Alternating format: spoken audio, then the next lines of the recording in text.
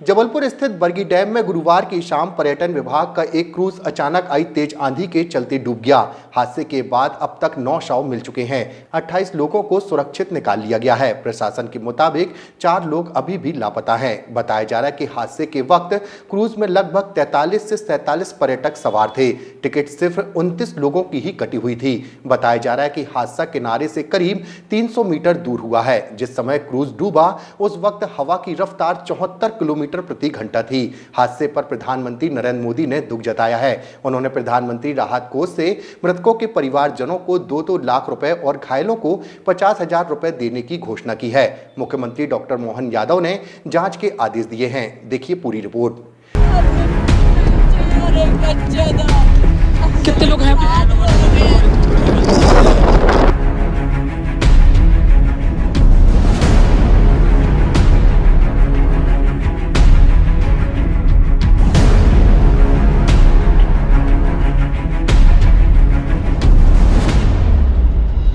जबलपुर मुख्यालय से महज 40 किलोमीटर दूर बरगीबान, जहां गुरुवार का सूर्यास्त मातम लेकर आया। रानी अवंतीबाई लोधी सागर परियोजना की अथाह जलराशि जो अक्सर सुकून देती है, आंधी के एक झोंके से काल बन गई। क्रूज 30 सवारियों को लेकर बांध के गहरे पानी की ओर बढ़ा। लोग ठंडी हवाओं और क्रूज की भव्यता का आनंद ले रहे थे। अचानक आसमान काला पड़ गया और खमरिया टापू के पास हवाओं की गति लगभग 50 से 60 किलोमीटर प्रति घंटे तक पहुंच गई। बांध में 4 से 5 फीट ऊंची लहरें उठने लगीं। क्रूज लहरों के थपेड़ों को झेल नहीं पाया तो वहीं कैप्टन महेश पटेल ने क्रूज को नियंत्रित करने की काफी कोशिश की, लेकिन पानी डेक के ऊपर से अंदर भरने लगा। क्रूज एक तरफ झुका और देखते ही देखते पलट गया। डूबते क्रूज से लोग पानी में झटपटाने लगे। कुछ लोग टापू की तरफ तैरने की कोशिश कर रहे थे तो कुछ डूबते जहाज को ही पकड़कर अपनी अंतिम सांसें गिन रहे थे। मामले की जानकारी जैसे ही प्रशासन को लगी तो मौके पर प्रशासनिक अमले के साथ साथ एसडीआरएफ की टीम भी पहुंची और रेस्क्यू ऑपरेशन शुरू किया गया। हादसे की गंभीरता को देखते हुए स्थानीय प्रशासन के साथ साथ अब राष्ट्रीय स्तर की टीमें भी तैनात की गई हैं। आर्मी भी मौके पर मौजूद रही। अभी तक हादसे में 9 लोगों की मौत हो चुकी है और 4 लापता हैं, जिनकी तलाश जारी है। तो वहीं मृतकों के शव जैसे ही मेडिकल अस्पताल पहुंचे तो उनके परिजनों में कोहराम मच गया। तो वहीं इस दौरान एक मार्मिक तस्वीर सामने आई जिसने सभी को झंझोर कर रख दिया। यह तस्वीर है मरीना मैसी और उसके 4 साल के बेटे त्रिशान की। बचाव दल को आज सुबह दोनों के शव मिले। मां ने अपनी ही लाइफ जैकेट के भीतर अपने कलेजे के टुकड़े को समेट रखा था। उसने बच्चे को अपने सीने से इतनी मजबूती से चिपकाया था कि काल का क्रूज झोंका भी उसे अलग नहीं कर सका। रेस्क्यू टीम ने जब उन्हें बाहर निकाला तो दोनों के शव एक दूसरे को बाहों में जकड़े हुए थे। यह परिवार दिल्ली से घूमने आया था। पिता प्रदीप मैसी और बेटी सिया किसी तरह अपनी जान बचाने में कामयाब रहे। वहीं हादसे की खबर मिलते ही मौके पर प्रदेश के पीडब्ल्यूडी मंत्री राकेश सिंह सहित सांसद आशीष दुबे भी मौके पर पहुंचे और हादसे की जानकारी ली।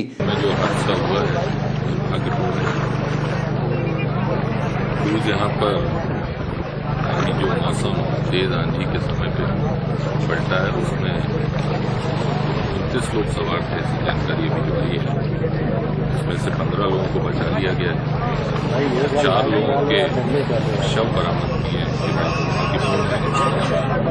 और आगे का काम अभी यहाँ पर जारी है, बचाव कार्य जारी है पूरी ताकत के साथ शासन प्रशासन। अभी देखिए, अभी हमारी प्राथमिकता इस समय सबसे पहले है कि जो मिसिंग है उनको ढूंढा जाए और पूरे प्रशासनिक अधिकारी, एसडीआरएफ की टीमें, जिला पुलिस बल, ये सब उसी कार्य में लगे हैं। आप स्वयं भी इसको देख रहे हैं और इन सब कारणों के मैंने कहा कि विस्तार से जांच भी होगी, लेकिन आज इस समय हमारी प्राथमिकता है लोगों को ढूंढना, बचाना।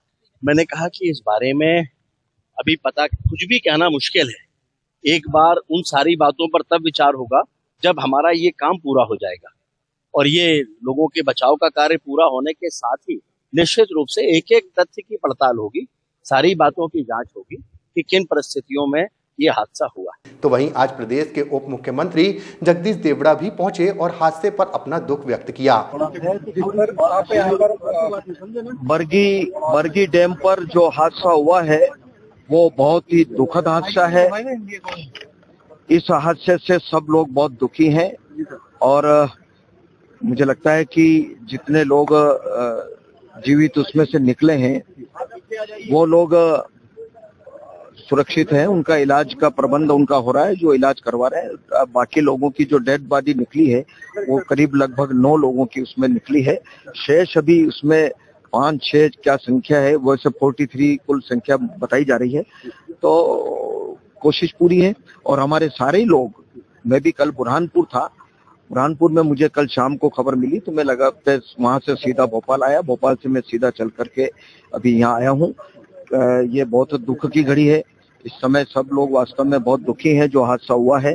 और पर्यटन मंत्री जी ने सारे क्रूज और बोट्स को अभी संचालन उनका बंद कर दिया है और जांच के निर्देश उन्होंने जारी किए हैं, तो जांच होगी। लेकिन अभी सबसे पहली चिंता यह है कि जो लोग शेष उसमें रह गए हैं, रेस्क्यू ऑपरेशन चल ही रहा है, सभी लोग साथी लोग आए हैं, वो कर रहे हैं। सारे जनप्रतिनिधि, हमारे राकेश सिंह जी जो हमारे मध्य प्रदेश सरकार के वरिष्ठ मंत्री हैं, हमारे सांसद जी आशीष दुबे जी, हमारे नीरज जी, सभी जनप्रतिनिधि, सभी लोग, मुझे लगता है कि लगभग सब लोग यहाँ पर जैसे ही पता लगा सब लोग इस स्पॉट पर आ गए हैं। मुआवजे की भी घोषणा की है। हाँ, माननीय मुख्यमंत्री जी ने 4-4 लाख रुपए की मृत परिवार को सहायता राशि के रूप में घोषणा की है और प्रतिबंध भी लगा दिया गया है और जांच के निर्देश कर दिए। साथ ही क्रूज में सवार कुछ लोगों सहित मृतकों के परिजनों से हमने बात की।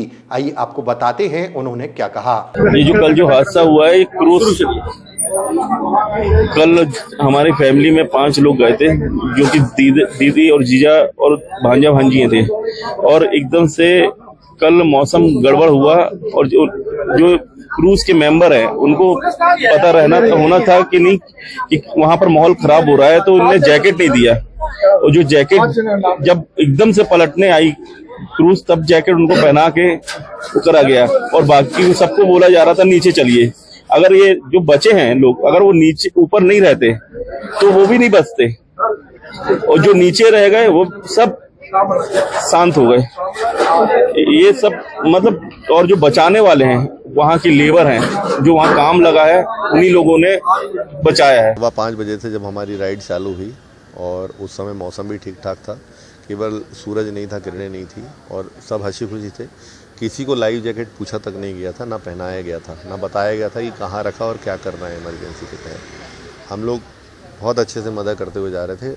लौटते समय मौसम अति ख़राब हो गया कि मतलब नाव चलाने वाला भी कंफ्यूज था कि वो जहाँ मोड़ रहा था वहाँ ना जा कर के जो नाव थी दूसरी दिशा में, और महज हम लोग आधा किलोमीटर दूर ही थे।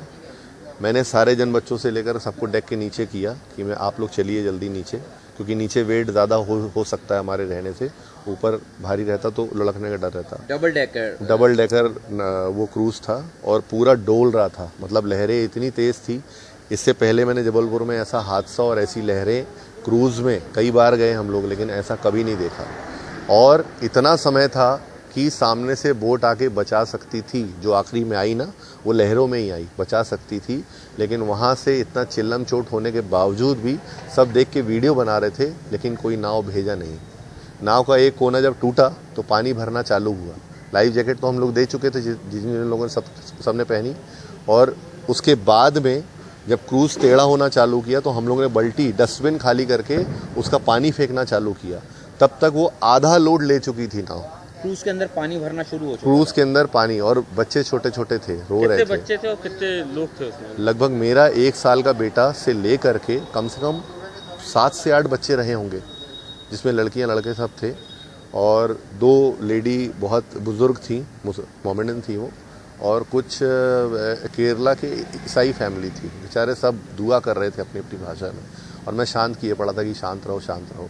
ऊपर इकलौते मेरे साड़ू भाई बैठे हुए थे, जिन्होंने देखा कि ड्राइवर कूद गया अपनी जान बचाने के हिसाब से, हम लोग को नहीं बचाया उसने। और देखते ही जैसे नाव पलटी है पूरी, तो मैं ऊपर की तरफ आया, क्योंकि पानी का फ्लो ऊपर जाना था, पूरी टेढ़ी हो गई, और कोशिश किया। ये हाथ जो टूटा है ये ग्लास तोड़ने के चक्कर में टूटा है, पूरा ग्लास। जब पानी का एक बार झोंका पड़ा तो पूरा ग्लास टूटा है, और मैं और मेरी वाइफ बाहर आ गए। मुझे नहीं पता मेरे 1 साल के बच्चे का क्या हुआ, बट मेरी फैमिली पूरी बिखर चुकी थी। और सबसे लास्ट में ही था, जो बोट पलटने के बाद बोट के ऊपर पैर रख के रेलिंग पे मैं ही खड़ा था।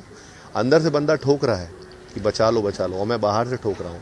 मतलब जो पैरा होता है 3 फीट अंदर जो पानी के रहता है, उसमें मुंह रख करके, जो आखिरी में शायद निकला होगा मे बी, उसको तक मैंने पुलिस वालों से बोला, नाविकों से बोला कि मैंने कहा भैया बोट के अंदर लोग हैं अभी भी जो सरवाइव कर रहे हैं, उनको बचा लीजिए, लेकिन कोई सुनने वाला नहीं था। बोले ऐसे तूफान में हम कैसे जाएंगे।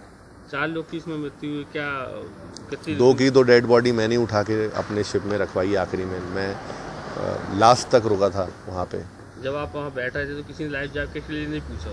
ना किसी ने लाइफ जैकेट के लिए पूछा। रखा था, हम लोग फोटो खींचे तो मैंने देखा था केबिन के पास रखे हुए हैं। वो जब तूफान आया, पूरी नाव डोल रही थी, तो हम दौड़ करके ऊपर गए और पूरी लाइफ जैकेट्स लाकर लोगों को पहनाई। वहाँ लोग थे उनके बोट के मेंबर, लेकिन वो उन्होंने ना बोला, ना पहनाई, ना इसकी सुध ली।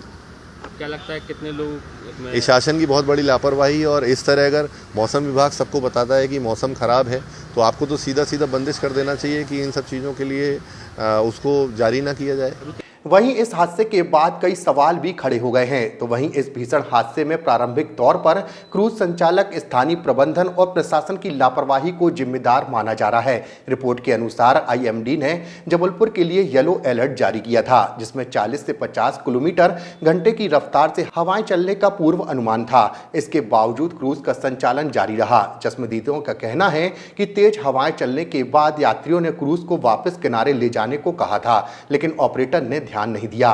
बरगी बांध जैसे संवेदनशील इलाके में खराब मौसम के दौरान पर्यटन गतिविधियों पर रोक न लगना प्रशासन की लापरवाही को दर्शाता है। हालांकि मामले की जांच के आदेश प्रदेश के मुख्यमंत्री ने दिए हैं।